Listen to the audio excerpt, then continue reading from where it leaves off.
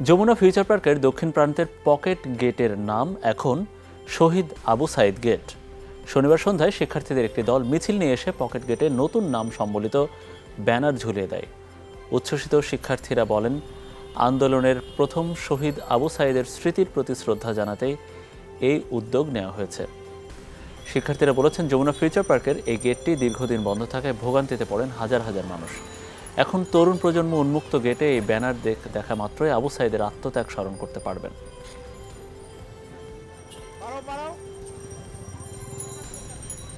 শহীদ আবু সাইদ গেটটা দেখা মাত্রই ডেফিনেটলি আমাদের ছাত্র জনতার, আমাদের যে শহীদ ভাই তার কথাই মনে পড়বে, আর এর স্মরণে এই গেটটা। সো এটা আমাদের একটা ভালো উদ্যোগ। ও যেহেতু মারা গেছে, আমরা চাই না ওরে বলতে, আমরা চাই ওর যেন পুরা যেন আমাদের মনের মধ্যে গেটে থাকে, সেই জন্য আমরা এই আবু সাইদের গেটটা করছি। আমরা যখনই এই ব্যানারটা দেখব তখনই আমরা শহীদ আবু সাইদ ভাইকে আমাদের মনে পড়বে। আমরা একটা রাস্তা দিয়ে ক্রস করতেছি, যখন দেখব আমাদেরই সিনিয়র ভাইয়েরা রক্ত দিয়ে চলে গেছে, তাদের নামে কোনো একটা জায়গা উদ্বোধন করা হয়েছে, তখন তো মন প্রাণ ভরে যাবে।